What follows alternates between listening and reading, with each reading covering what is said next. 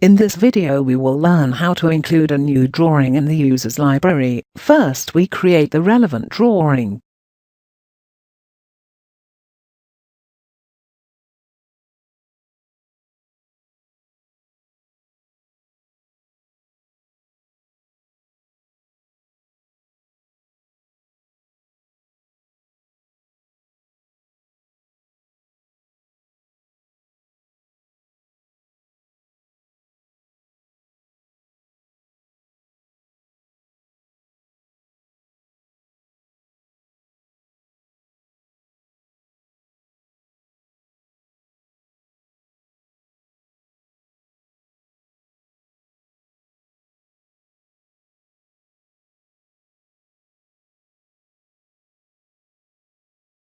We select the appropriate library on which we want to add it. We seek the last item of the library. In order to add the new one just after this item, we select the object, the insertion point, and we define the slide screen.